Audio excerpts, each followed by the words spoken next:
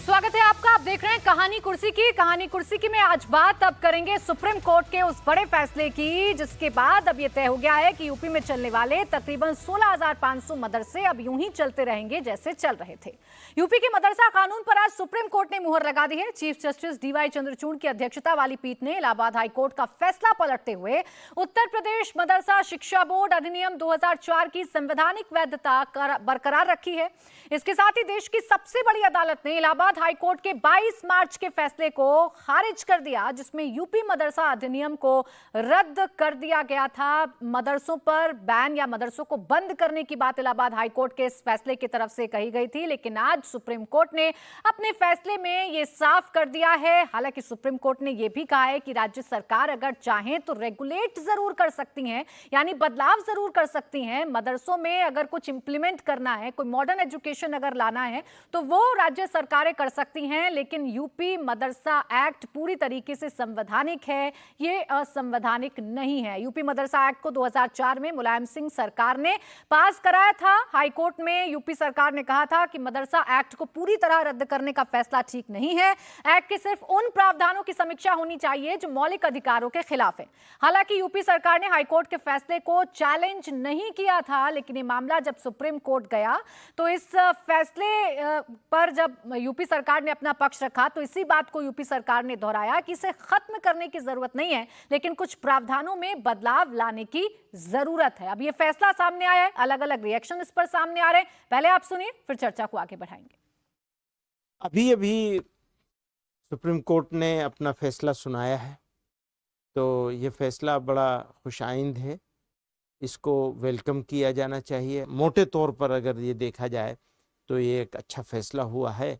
हम इस फैसले का खैर मकदम करते हैं। आज की तारीख में भारत का मुसलमान अपने आप को बहुत डेमोरलाइज्ड फील कर रहा है, डिफरेंट रीजंस से, एक नहीं बहुत सारे रीजंस हैं। तो ऐसे में ये फैसला जो है वो मैं समझता हूँ कि सभी लोगों के लिए, इंसाफ पसंद शहरियों के लिए बड़ा इत्मीनान बख्श होगा। संविधान में शिक्षा राज्य का विषय है और राज्य के मुख्यमंत्री योगी जी ने अच्छा फैसला लिया, एक्ट बनाया मदरसा एक्ट, कि मदरसा एक्ट में सुधार है, पढ़ाई की जरूरत है। वहां के बच्चे भी पढ़ लिख करके डॉक्टर, इंजीनियर, जज बने। सब लोगों ने विरोध करते रहे। आज सुप्रीम कोर्ट के फैसले को सब लोग मिलकर स्वागत करना चाहिए, मुसलमानों को भी स्वागत करना चाहिए, क्योंकि उनके बच्चों के भविष्य का सवाल है। ये हर चीज में योगी जी अच्छा काम करते तो भी गाली, और ऐसे तो गाली देते ही रहते हैं। माननीय सर्वोच्च न्यायालय का निर्णय हो या माननीय उच्च न्यायालय का निर्णय हो या किसी भी न्यायालय का निर्णय हो, सरकार उसके अनुपालन में काम करती है। और हमने हमेशा से संवैधानिक तरीके से जो भी चीजें चल रही हैं उस पर हमने उनको आगे बढ़ाने का काम किया आदरणीय योगी सरकार ने। और जहां तक रही बात मदरसों की, तो मदरसों को लेकर किसी ने पीआईएल करी थी, उसकी पीआईएल को सुप्रीम कोर्ट में चैलेंज किया गया माननीय उच्च न्यायालय के फैसले को। तो जो फैसला माननीय सर्वोच्च न्यायालय से आया है, हम उसके अनुपालन में ही काम कर रहे थे और आगे भी हम उसी के अनुपालन में काम करेंगे। देखिए, 2017 जब से उत्तर प्रदेश में योगी आदित्यनाथ की सरकार बनी, तभी से एक नैरेटिव गढ़ने की कोशिश की गई कि सरकार मदरसों को बंद करेगी, मदरसों पर बुलडोजर चलेगा। जब मदरसों के सर्वे की बात आई, सरकार ने यह जानना चाहा कि कितने फर्जी मदरसे चल रहे हैं, कहां से किसको कितना फंड आ रहा है। इस फैसले को भी एक गलत तरीके से देखा गया था। जब सरकार ने कोशिश की कि मॉडर्न एजुकेशन मदरसों में इंट्रोड्यूस की जाए मजहबी तालीम के साथ, तो इस फैसले पर भी काफी सवाल उठाए गए थे। लेकिन आज सुप्रीम कोर्ट ने साफ कर दिया है कि मदरसे जैसे चल रहे थे वैसे चलते रहेंगे, और राज्य सरकार अगर चाहे तो मदरसों में रेगुलेट कर सकते हैं, यानी कुछ बदलाव सरकार अगर चाहे तो कर सकती है। अब इसे अवधेश जी, आप किस तरीके से देख रहे हैं? इलाहाबाद हाईकोर्ट का फैसला तो यह था कि धर्मनिरपेक्षता के सिद्धांत का उल्लंघन है मदरसा एक्ट, लेकिन सुप्रीम कोर्ट ये कह रहा है कि ऐसा कतई नहीं है, यह संविधान के दायरे में है, जियो और जीने दो। सुप्रीम कोर्ट ने और भी कहा है, आपने खुद भी उल्लेख किया है। एक तो यह बहुत बड़ा फैसला नहीं है जैसा हम मान के चल रहे हैं। इसमें इतना ही है कि मदरसा उत्तर प्रदेश 2000 कानून की जो बात थी जो मदरसा चल रहे थे वो उसको हाई कोर्ट ने कहा कि नहीं ये तो संविधान के अनुरूप नहीं है, ये इसने कहा कि संविधान के अनुरूप है। एक बात ये आती है, सुप्रीम कोर्ट ने जो मूल विवाद ये था कि उत्तर प्रदेश सरकार ने जब 2022 में एसआईटी का गठन किया था कि मदरसों का सर्वे किया जाए, तो उसने अपनी रिपोर्ट में कहा कि 13,000 मदरसे जो है वो अवैध हैं। अब अवैध से उनका अर्थ जो है व्यापक था। अवैध का मतलब केवल ऐसा नहीं था कि उसका रजिस्ट्रेशन नहीं हुआ था। अवैध का मतलब कि इनके धन के आय के स्रोत नहीं है, जमीन कैसे किससे लिया उसके नहीं है, इनके बच्चों का रजिस्टर कैसे है उस पर भी नहीं है, शिक्षकों के मामले में भी गड़बड़ियां पाई जा रही है, और शिक्षा तो खैर जो उत्तर प्रदेश मदरसा बोर्ड का क्यूरिकुलम है उसके अनुसार भी नहीं है। लेकिन उसमें खेल यह हुआ था जो हम लोगों को जानकारी थी, और वो मैंने उस विषय को उठाया भी था। मुझे हमारे जो मुस्लिम मित्र हैं उन लोगों ने बताया कि सारा फार्स हो रहा है, क्योंकि देवबंद ने अलग अलग अपने पत्रों में सारे मदरसा के जो वहाँ मौलवी साहब थे उन लोगों को पत्र भेजा था कि किसी प्रकार से मैनेज करें, और जो स्थानीय प्रशासन था उसने उसमें बहुत घूसखोरी हुई। इसके आधार पर केवल इतना ही रिपोर्ट दिया गया, अन्यथा उत्तर प्रदेश में वो सब चीजें सुप्रीम कोर्ट के सामने नहीं आई है। 50 गज में मदरसे चलते हैं, 100 बच्चे पढ़ते हैं, मौलवी साहब का परिवार 3 लोगों का है, वो 300 गज के घरों में रहते हैं, वहां एक टूटे हुए पंखे हैं, उधर आपको मिलेगा कि एसी में चल रहा है। तो पैसे कहां से आए? ये बताया गया कि उत्तर प्रदेश मदरसों के दीन की तालीम के नाम पर वहां के मौलवी इमाम सब विदेशों में जाते हैं, वहां से हवाला के जरिए पैसा आते हैं। तो ये मामला इससे अभी सॉल्व नहीं हुआ है। सेकंड कि मदरसों के बारे में देखिए, अंग्रेजों ने ओरिएंटल एजुकेशन नाम कर दिया था, चेंज कर दिया था अंग्रेजों ने।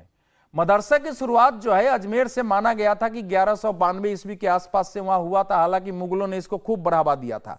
उसमें इस्लामिक शिक्षा और अरबी शिक्षा का मूल प्रावधान था कि इस्लाम की शिक्षा हम कैसे देंगे, इस्लामी जीवन मूल्य कैसे, हमारे में इस्लाम का नैतिक मूल्य हो, ये सारी बातें मदरसों में पढ़ने के लिए होती हैं। तो अब भारत में क्या उसके आधार पर ही जीवन चलेगा या उसके अलावा भी कुछ किया जाना चाहिए, ये बहस लंबे समय से रहा है। इसलिए मदरसा मॉडर्नाइजेशन स्कीम जिसकी आपने चर्चा की, वो केंद्र सरकार ने शुरू किया, मदरसा बोर्ड ऑफ इंडिया भी बना है, जिसके आधार पर कोशिश हो रही है कि उनकी दीनी शिक्षा के अलावा आधुनिक शिक्षा का संतुलन बना के पूरे देश में एक अनुरूप शिक्षा की जाए।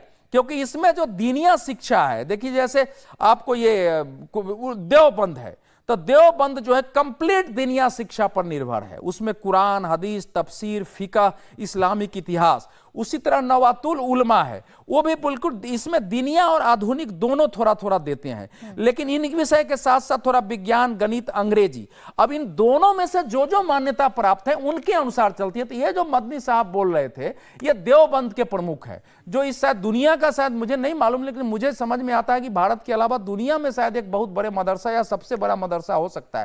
तो उनका कंप्लीट दीनिया एजुकेशन के है। इन सब लोगों ने मिलकर वो 13,000 मदरसों के बारे में जो रिपोर्ट आई थी उस पर आगे कोई कार्रवाई नहीं हुई है। आपने कहा कि 17 लाख बच्चों की जो आ रही है उनका भविष्य जो है वो सुरक्षित हो गया। ये कहां से निष्कर्ष निकला कि उसको वो हाई कोर्ट के निर्णय के बाद 17 लाख बच्चों का भविष्य असुरक्षित हो गया था? हाई कोर्ट ने भी बाजाबता कहा था कि इन बच्चों का एजुकेशन के लिए कैसे एडमिशन कराया जा सकता है, आगे इनका भविष्य अधर में नहीं लटकना चाहिए, उसके अनुसार स्टेट गवर्नमेंट को काम करना था। खलबली अवधेश जी पैदा हुई थी ना अभिभावकों के बीच में भी, मदरसों में पढ़ने वाले बच्चों के बीच में भी, क्योंकि 17 लाख बच्चे थे। आपको 17 लाख बच्चों को शिफ्ट करना है सरकारी स्कूलों में, और सरकारी स्कूलों के हालात क्या हैं या सरकारी स्कूल कितने हैं और वहां बच्चों की शिक्षा कैसे होती है, ये तो चिंता का विषय बन गया था ना अभिभावकों। नहीं, ये तो फिर इसका मतलब मदरसे और सरकारी स्कूल की हम तुलना अगर करते हैं तो मदरसों को भी जाकर देखना चाहिए। मैं 100 के आसपास मदरसों में गया हूं समझने के लिए, 100 के आसपास मदरसों में भी गया हूं। मैंने जाके वहां की स्थिति देखी है, समझी है, लोगों से बातचीत किया है, मैंने इस पर काम किया है। आप नेपाल के क्षेत्र के आप मदरसों में चले जाएंगे तो फिर वहां का वातावरण एक दूसरे प्रकार का भी होता है। सुप्रीम कोर्ट ने एजुकेशन की दृष्टि से दिया है, सुप्रीम कोर्ट ने वहां अगर कट्टरपंथ की शिक्षा है, मदरसों में अगर छिपे हुए लोग गलत जिहादी कट्टरपंथ फैलाते हैं, उस पर कोई बयान नहीं दिया है। तीसरा, जब राज्य सरकार को रेगुलेट करने की बात है तो राज्य सरकार अपने अनुसार रेगुलेट करे। हम भी चाहते हैं मदरसा का कानून होना ही चाहिए, उसमें थोड़े बहुत संशोधन किया जाना चाहिए। मदरसा कानून को पूरी तरह खत्म नहीं किया जा सकता विषय है। इसमें हैं और अलग अलग विषय पर लगातार प्रतिक्रियाएं भी सामने आती है। मदनी जी जो कह रहे थे, विजय जी, मदनी जी कह रहे हैं ये फैसला स्वागत योग्य तो है। अब देश का मुसलमान, वो अपनी उसी लाइन पर है कि देश का मुसलमान जो डीमोलराइज फील कर रहा था, अलग अलग तरीके से देश के मुसलमानों को टारगेट किया जा रहा था, वो देश का मुसलमान अब थोड़ा सा उसको राहत मिली है कि चलिए उनके मदरसे बंद नहीं किए जाएंगे। यहां भी वो टारगेट सरकार को ही कर रहे हैं। देखिए, सुप्रीम कोर्ट के फैसले को समझने की जरूरत है और ये बड़ा फैसला है, क्योंकि एक तो संवैधानिक पीठ का फैसला है, 9 जजेस की बेंच है।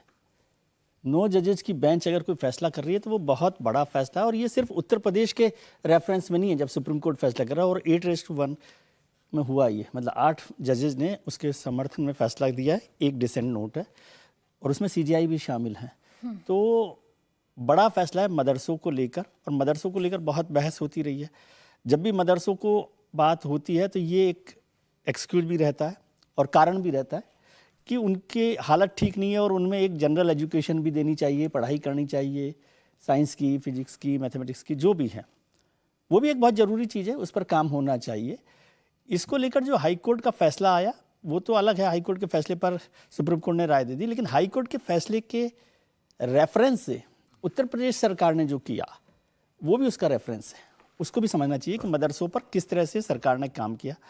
पहले बात हुई कि मदरसों के रजिस्ट्रेशन को लेकर पंजीकरण नहीं होता है, तो 16,000 से ज़्यादा उत्तर प्रदेश में मदरसे चल रहे थे, 22,000 तक, 22,000 करीबन, और उसमें 8,000 मदरसे जो थे वो गैर पंजीकृत थे, नॉन रजिस्टर्ड थे। तो फिर बाद में सरकार ने काम किया और उसमें जो है उनको रजिस्टर्ड किया, और आज की तारीख में 16,000 के करीबन रजिस्टर्ड भी हैं और उन पर सब काम हो रहा है।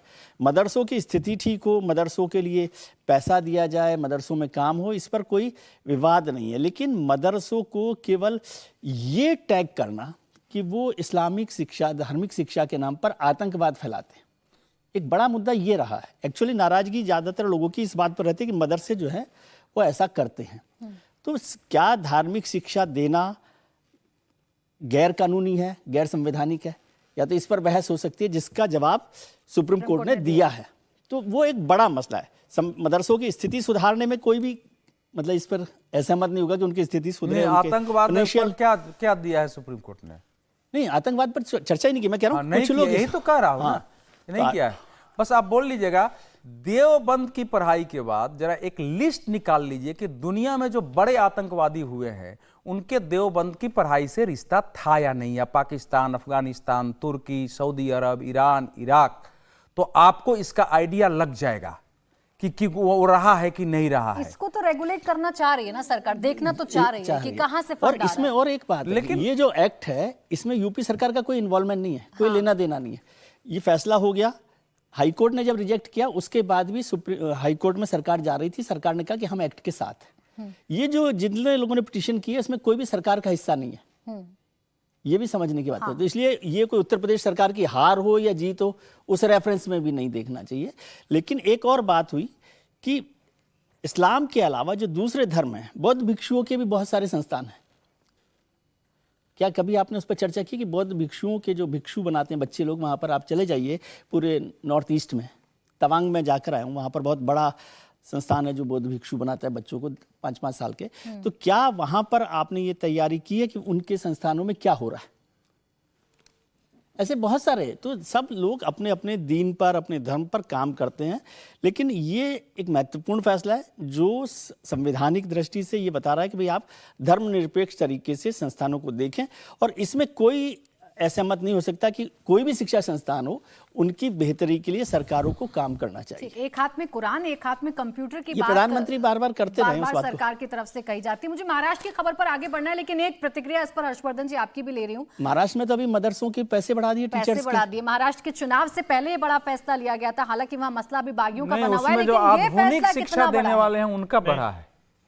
हर्षवर्धन जी देखिए, निश्चित तौर पर ये बहुत बड़ा फैसला है, और इसको यूं कह देना कि उत्तर प्रदेश सरकार से इसका लेना देना नहीं, मैं इससे सहमत नहीं हूं। नहीं, जो पिटीशन की बात कर रहा हूं मैं, पिटीशन में पिछले कुछ समय से पूरी डिबेट ही यही है, और योगी आदित्यनाथ सरकार ने मदरसों के आधुनिकीकरण के लिए मदरसों को एक तरह से मुख्य धारा के शिक्षा केंद्र बनाने के लिए बहुत प्रयास की। उसको कम्युनल एंगल से देखा गया, उसको हिंदू मुसलमान वाली राजनीति से देखा गया। इलाहाबाद उच्च न्यायालय ने साफ साफ कह दिया था कि संवैधानिक नहीं है ये मदरसा एक्ट, इसलिए योगी सरकार को आगे बढ़ने में और मदद मिली। अब चूंकि 9 न्यायाधीशों की एक खंडपीठ ने फैसला दे दिया, तो अब उत्तर प्रदेश सरकार को इसे लागू करना उनकी बाध्यता हो जाएगी।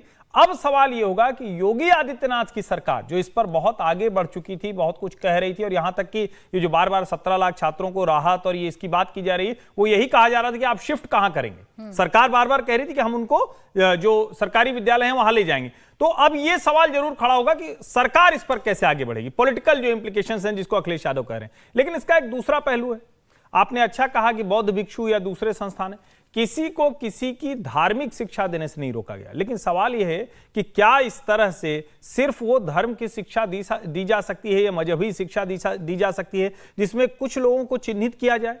पाठ्यक्रम पर सवाल है। सवाल इस बात पर है कि क्या दूसरा जो किसी तरह की प्रैक्टिस कर रहा है धर्म की, मत की, पंथ की, मजहब की, वो आपको अपना दुश्मन नजर आने लगे, ये वाली शिक्षा ठीक है क्या?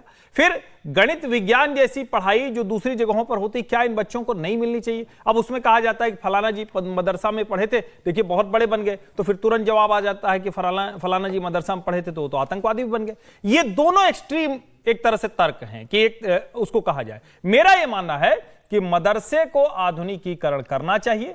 जितने कम मदरसे हों उतना अच्छा होगा। जैसे अलग अलग धर्म की शिक्षा होती रहेगी, उसको आप अलग से करिए, कोई हाई स्कूल कर ले, इंटर कर ले, उससे इतर जाकर वो करे, लेकिन पूरी तरह से वही शिक्षा, और उस शिक्षा में अगर आप किसी दूसरे को चिन्हित कर रहे हैं, किसी दूसरे को अपना विरोधी बता रहे हैं, दुश्मन बता रहे हैं, वो शिक्षा बचपन से अगर अमल में आ रही तो वो खतरनाक है। ये इस फैसले से जुड़कर नहीं आता है, लेकिन ये चिंता बनी हुई है। सर्वोच्च न्यायालय के 9 जजों की खंडपीठ के निर्णय के बाद ये बहस जरूर थोड़ी देर के लिए रुकेगी, लेकिन फिर से ये सवाल पूछा जाएगा। देखिए, अब एक तरफ मदरसे पर फैसला सुप्रीम कोर्ट का सामने आया, मदरसों को लेकर एक बड़ा फैसला महाराष्ट्र में भी लिया गया। महाराष्ट्र के चुनावों में भी बड़ी उथल पुथल मची हुई है। कल आखिरी दिन था नामांकन वापस लेने का। जो महाराष्ट्र में बागी हैं दोनों ही गठबंधनों के, वो इस वक्त सरदर्द बने हुए हैं। अब कौन कितने बागियों को मनाने में कामयाब हो पाया है, ये पूरा आंकड़ा जो है वो सामने आ गया है। बयान आने शुरू हो गए हैं, एक्शन होना शुरू हो गया है। उद्धव ठाकरे ने अपने 5 बागियों पर एक्शन कर दिया है। महायुति की अगर बात करें तो बीजेपी के 10, शिवसेना शिंदे गुट के 8, एनसीपी अजीत गुट के 6, एमवीए की अगर आप बात करेंगे तो कांग्रेस के 10, शिवसेना उद्धव गुट के 7, एनसीपी शरद गुट के 4 बागी सामने हैं। और सबसे ज्यादा जो मुश्किल है महायुति में वो एनसीपी अजीत पवार गुट के लिए है, क्योंकि उनके सामने ही सबसे ज्यादा बागी बीजेपी और शिंदे गुट के उतरे हैं, जिन्हें अभी तक मनाने में ना बीजेपी ना शिंदे गुट कामयाब हो पाया। और अब तो इस बात को छोड़ ही दीजिए, क्योंकि कल आखिरी दिन था नामांकन वापस लेने का। इन सबके बीच दोनों ही गठबंधनों से बयान सामने आ रहे हैं। गोपाल शेट्टी, जिन्हें मना लिया गया देवेंद्र फडणवीस की तरफ से, वो ये कह रहे हैं मतभेद कभी नहीं था, मुझे जो सही लग रहा था मैं वो कर रहा था, जनभावनाओं का ध्यान रख रहा था, लेकिन पार्टी के हित से ऊपर कुछ नहीं हो सकता। दूसरी तरफ एमवीए में अपनी जगह तलाशने वाले अबू आजमी यानी कि समाजवादी पार्टी ये कह रही है कि हमारे साथ गलत हुआ, हम 8 सीटों पर चुनाव लड़ेंगे और चुनाव जोरों शोरों से हम लड़ेंगे। क्या कहा दोनों नेताओं ने, सुनिए। मतभेद कभी था ही नहीं। एक मुद्दे को लेकर जो भी बातें चली उसको हमने चलाया, और मुझे लगता है कि सही जगह पर वो पहुंच गया है। और क्या हुआ, कैसे हुआ, ये कहने की कोई आवश्यकता नहीं है। पार्टी के नेता बहुत बड़े हैं, पार्टी बहुत बड़ी है, व्यक्ति हमेशा छोटा होता है, इससे मैं आज भी छोटा अपने आप को महसूस करते हुए मैं पार्टी के लोगों से भी कहूंगा कि मेरे से अगर कोई गलती भी हुई होगी तो उसको वो क्षमा करें, और हम सब लोग मिलकर जो जनमानस की भावना है उन जनमानस की भावना को आगे हम बढ़ाएं। महाविकास आघाड़ी के साथ आप लड़ रहे हैं, आपने 5 उम्मीदवार घोषित किए थे 5 सीटों पर, क्या स्थिति है, कितनी जगहों पर आप लड़ रहे हैं? मैं 8 जगहों पर लड़ रहा हूँ। मैंने मैंने 12 सीटें मांगी थी, परंतु महाविकास आघाड़ी ने हमें सिर्फ 2 सीटें छोड़ी, वो भी आज वहाँ पे एक और किसी आज़ाद उम्मीदवार को वो शायद समर्थन करने वाले हैं मेरी सीट के ऊपर। और हम समझते हैं कि 2 सीटें हमारी महाविकास आघाड़ी ने छोड़ने के बाद भी 1 सीट उन्होंने ले लिया है। अब हम टोटल 8 सीटें लड़ रहे हैं। मालेगांव छोड़ दो, आप धुलिया छोड़ दो, मतलब सिर्फ 2 सीट पर लड़ो, ऐसा कैसे हो सकता है? 2 सीट पर लड़ने के लिए पार्टी बनी है क्या?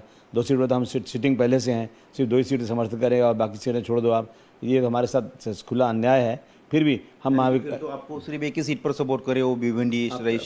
फिर भी हम जो है ना कम लड़ेंगे, इलेक्शन जो होगा देखा जाएगा। कुल मिलाकर आप 8 सीटों पर लड़ रहे हैं जी। तो वहाँ पर कांग्रेस के उम्मीदवार ही आपके सामने होंगे, कांग्रेस और महाविकास अब आघाड़ी। जिसकी भी होगी क्या करेंगे, पार्टी बंद तो नहीं कर।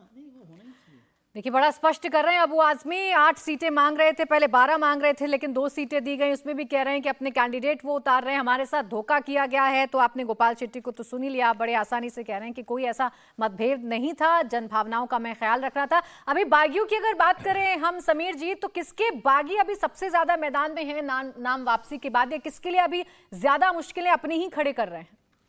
देखिए प्राची जी, अगर ये कहा जाए तो अभी कोई भी पार्टी बताने की स्थिति में नहीं रहेगी आज भी कि हमारे किसके पार्टी के बागी ज़्यादा है।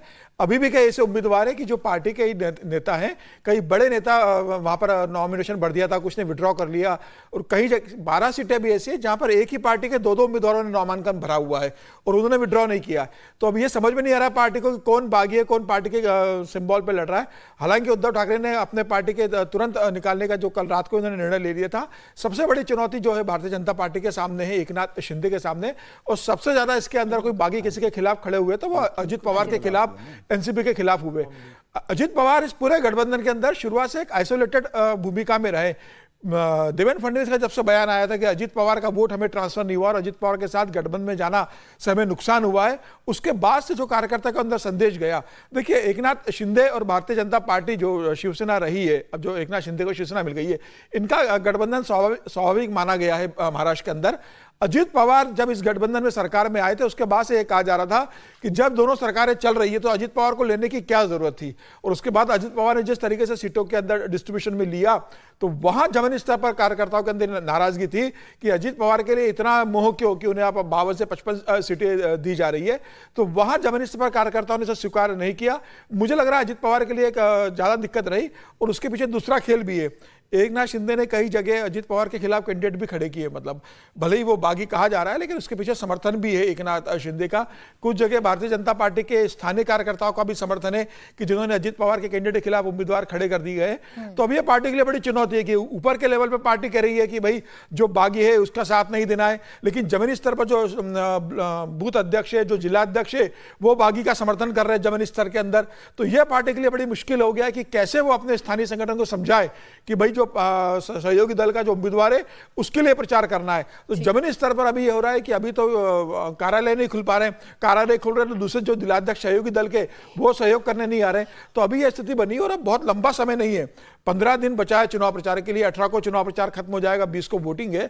तो ऐसे स्थिति में चुनाव प्रचार मिलकर एमवीए के लोग और महायुति के लोग कैसे करेंगे, वोटों का ट्रांसफर कैसे होगा जब 20 तारीख को वोटिंग होगी। मिलाकर कंफ्यूजन है, ऊपर से लेकर नीचे तक कार्यकर्ताओं तक एक कंफ्यूजन है, और इस कंफ्यूजन का सबसे ज्यादा खामियाजा कौन भुगतेगा ये तो 23 नवंबर को सामने आ जाएगा।